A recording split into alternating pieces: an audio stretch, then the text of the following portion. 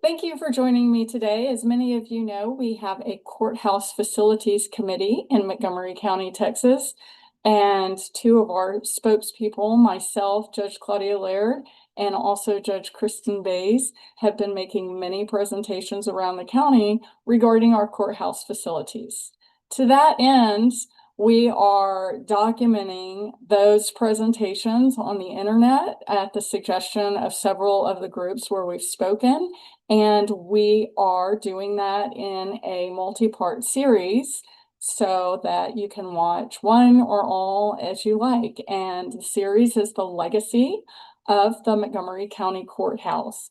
So what you can see is some of the history of the Montgomery County Courthouse on the screen before you. We have the home that was used as the Montgomery County Courthouse before 1890.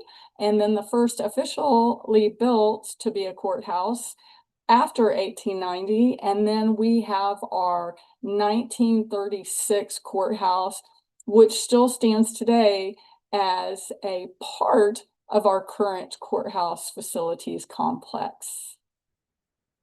So many of you who live in Montgomery County will recognize this sign about funding law enforcement. The most important thing that we want to talk to you as part of this presentation is how courts function and the history of how our courthouse has grown with the growth of Montgomery County. And so as you can see, law enforcement is very important to Montgomery County. But it is always important to understand you can fund law enforcement all you want, but all the cases that law enforcement file have to go through the district attorney's office and then have to end up in courts. If there are no courts for any reason, whether it be court funding or infrastructure facilities funding, then those cases will go nowhere very quickly. And that has been something that has been plaguing our neighbor to the south for many years now.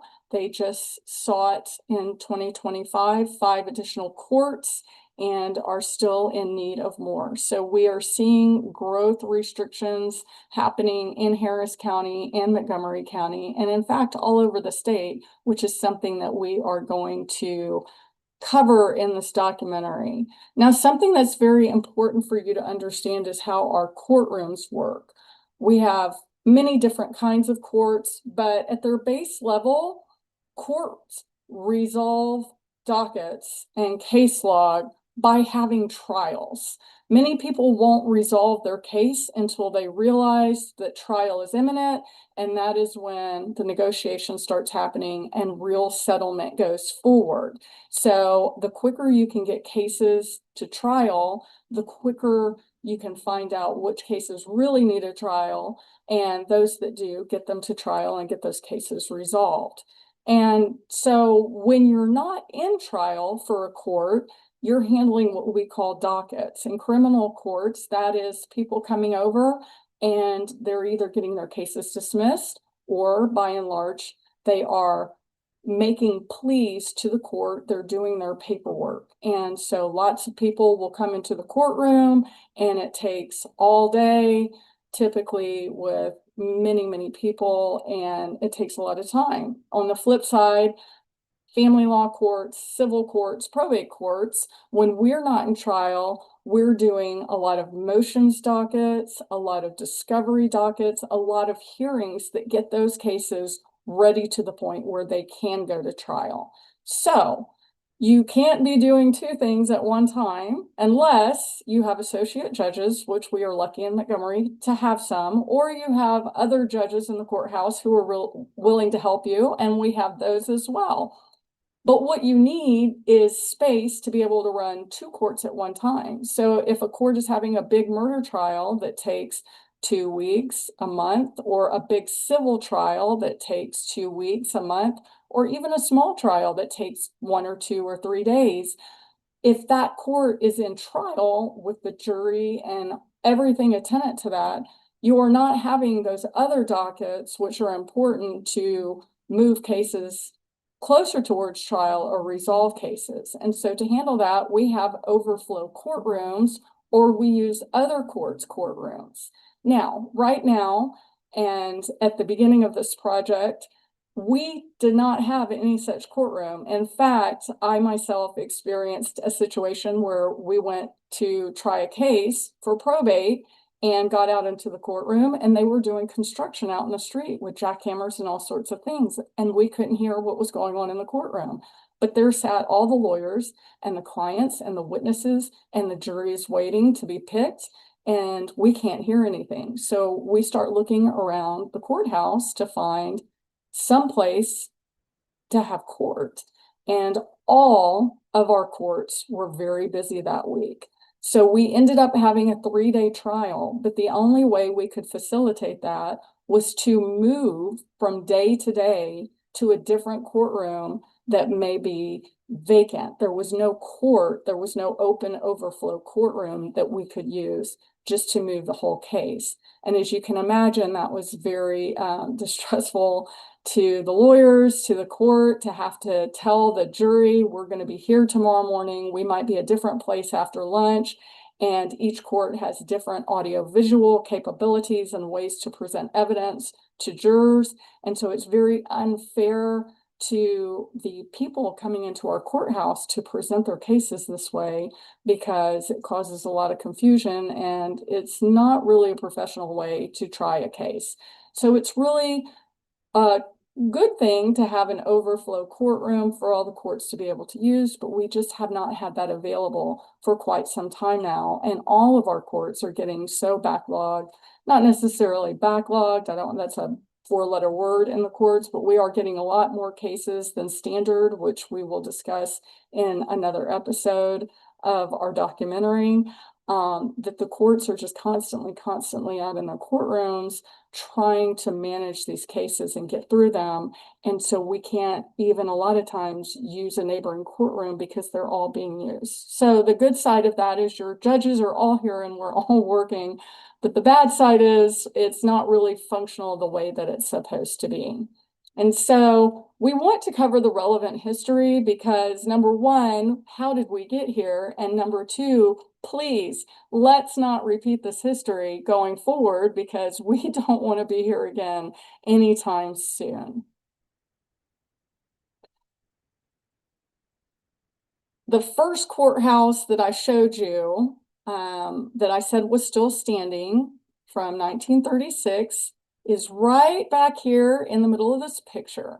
And so what happened was that courthouse housed about 2 courts, Commissioner's Court and the only court, the 9th Court, that operated in Montgomery County. And so what happened in 1966 is they added these 2 kind of beige color wings, and that allowed the county to be able to expand the courthouse where it sat and to allow for the creation of new courts.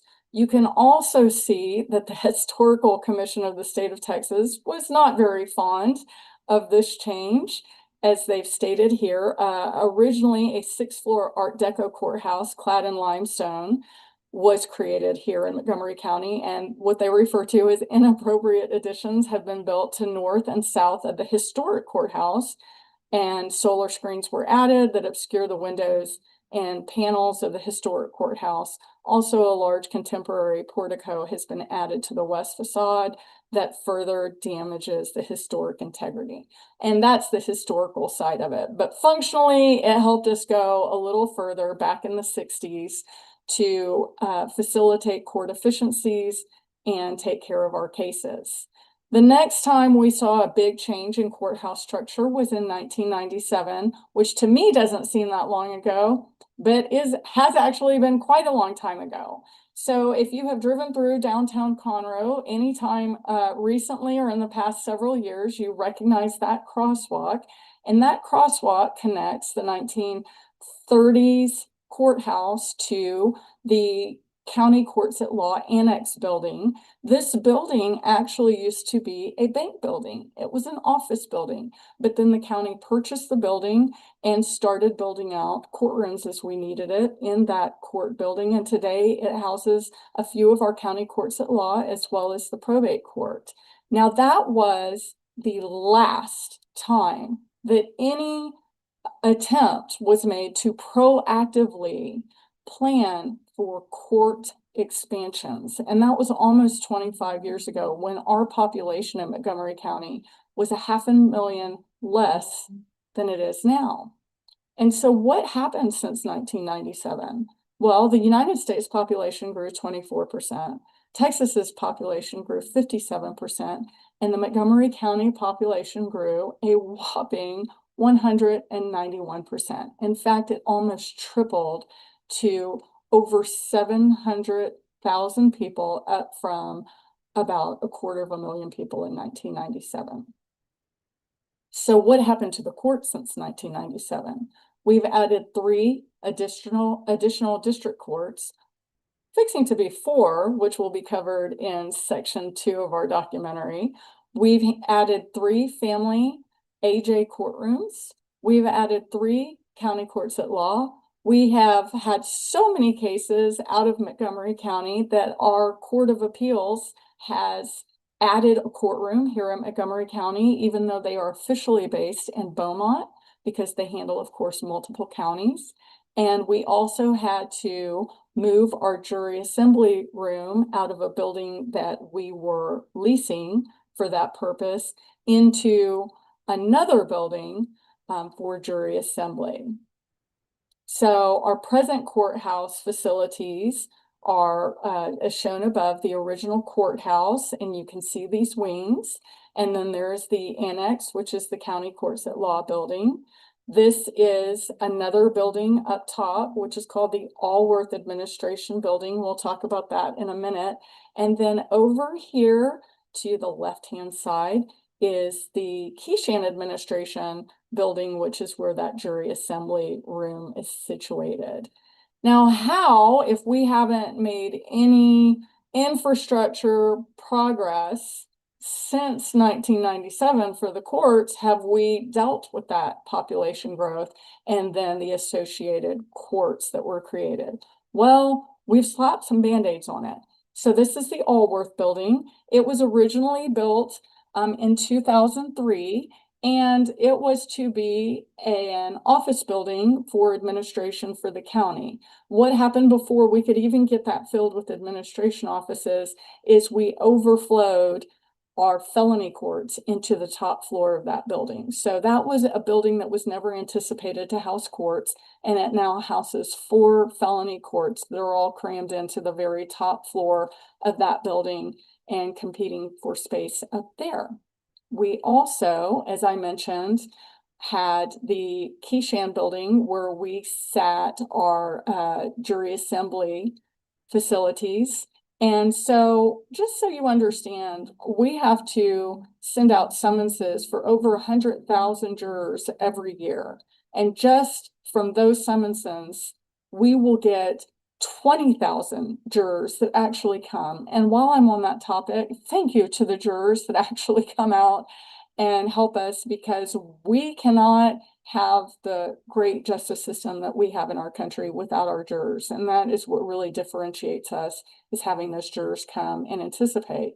Unfortunately, when our jurors get here, what they are met with is a facility that they cannot enter into because it is not large enough and they have to clear security. So they stand in a line, as you can see, that sometimes wraps all the way around the Keyshan building. Now, on some days, that's not such a bad thing, but as you will see, on this day, it was 26 degrees outside, and thank goodness it was not raining. And so what happens after this point is, once those jurors are assembled and fill out their juror paperwork, because there are no jury trials held in this building, those jurors will then be brought back out of that building by bailiffs and taken across the courthouse square to one of the 3 buildings where we do handle jury trials. Needless to say, if it is raining and cold, that is not an especially nice experience for those jurors. So again, we really thank those jurors for coming out and enduring that and helping everybody with their caseloads. So in 2022, I was the administrative judge for the county courts at law when we went to Commissioner's Court and did a presentation because we needed a new county court at law, and that ended up being County Court at Law number 6. And the judge that you see in this picture is the elected judge that was elected after the creation of that court. That is Judge Valdez. And she is in Commissioner's Court talking about the operations of her court in this picture. But when we went to present to Commissioner's Court, the very first question was, well, can we even create this court? Because we don't know that there's any room to even house the court. And then that, of course, is going to be a problem, because if you can't create courts because there's no infrastructure, then that's where you get into massive amounts of court backlog. We said, we're going to have to figure it out. There's no way we can go out with this without this court. And the court got created. And so what ended up having to happen, because there were no facilities and still are no new facilities, is a CPS court that we had was forced to relocate its dockets where they handle their business to an area other than a regular sized courtroom. It's a very small area that got converted over to be able to handle those cases. But that means when CPA cases go in, they're very cramped. Sometimes there can be allegations of violence. Sometimes you will have the parents with the alleged perpetrator of the violence in the courtroom. Sometimes the children are in there. It is not a great situation, especially for that court to be in. But again, there were just no other places to put them. And County Court at Law number 6 was funded, created, and that had to have a place to handle their dockets. And so this was a big wake-up call, or should have been, to address lack of availability for court facilities. And so we have been going around to the public since 2025 doing this very presentation to make everybody aware of the situation in Montgomery County. So as of the beginning of January 2025, this was the situation. You had the 1936 and 1966 courthouse. You had the county courts annex building, the Allworth building, and the Keyshan building. And we will pick up on the second part of our documentary. If you'd like to watch it, Judge Bays and I will be following up on how this lack of functional courthouse space affects, at a bird's eye view, courtroom operation.